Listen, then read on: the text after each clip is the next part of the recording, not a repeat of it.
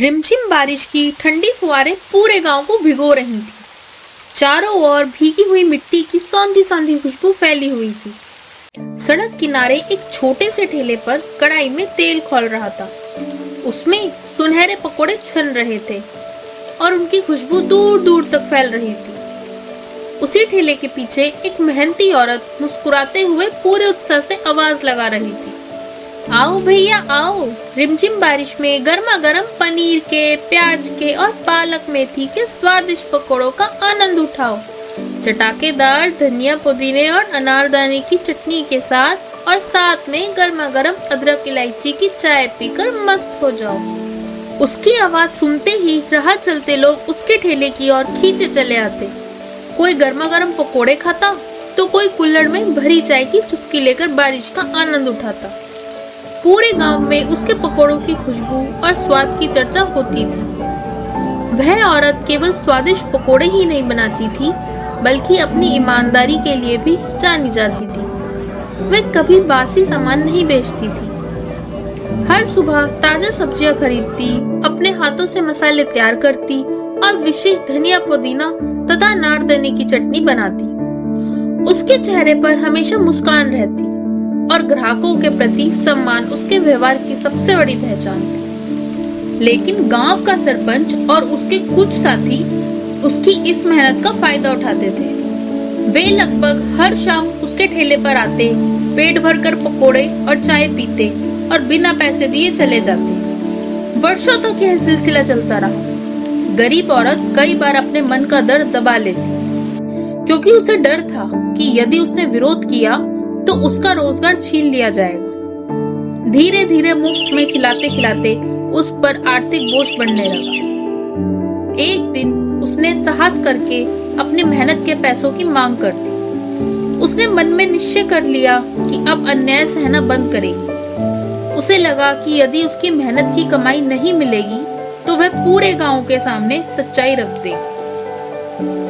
यही बात सरपंच और उसके साथियों को सबसे अधिक खटक गई। उस शाम भी अच्छी बारिश हुई थी। पकोड़े जल्दी जल्दी बिक गए।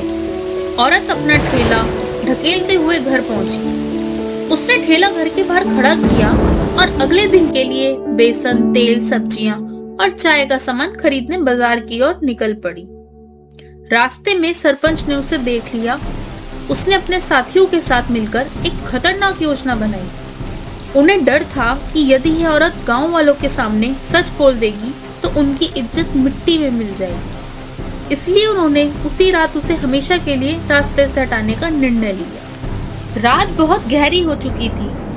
चारों ओर घना अंधेरा छाया हुआ था। तेज हवा चल रही थी। बारिश के बाद पहाड़ी रास्ते फिसलन भरे हो चुके थे। उसी सुनसान रास्ते पर सरपंच और उसके साथियों ने औरत को घेर लिया। किसी को भनक तक नहीं लगी। संघर्ष के बाद उन्होंने उसे पहाड़ी की ऊंचाई से नीचे धक्का दे दिया। गहरी खाई में गिरते ही उसकी मृत्यु हो गई। अंधेरे और बारिश ने उस अपराध के सारे निशान लगभग मिटा दिए थे।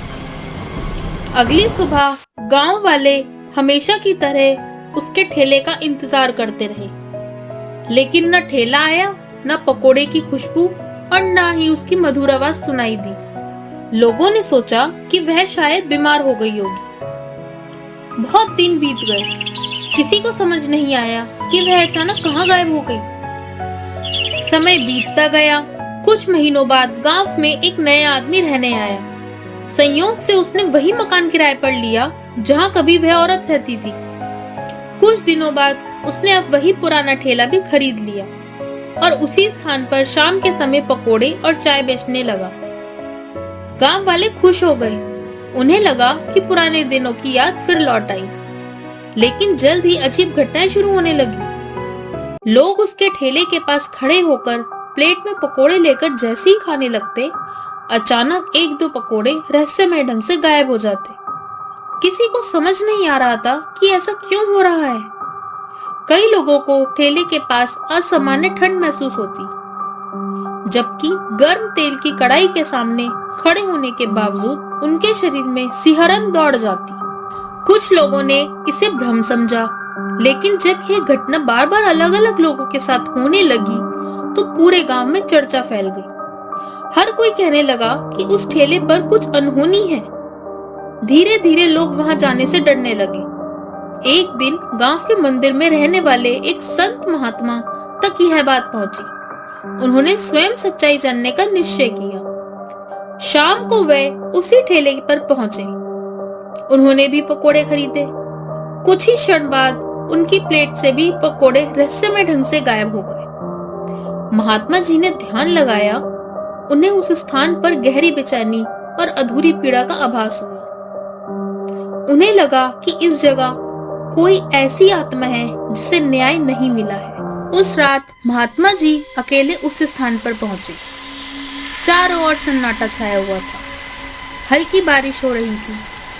अचानक उन्हें ठेले के पास एक धुंधली आकृति दिखाई दी। वह सिर झुकाए बैठी रो रही थी। महात्मा ने शांत मन से उसका परिचय जानना चाहा। धीरे धीरे वह आकृति स्पष्ट होने लगी। वह कोई चुड़ैल नहीं बल्कि वही पकोड़े बेचने वाली औरत थी जिसको सरपंच और उसके साथी ने मिलकर पहाड़ से धक्का दे दिया था और उसकी मृत्यु हो गई थी।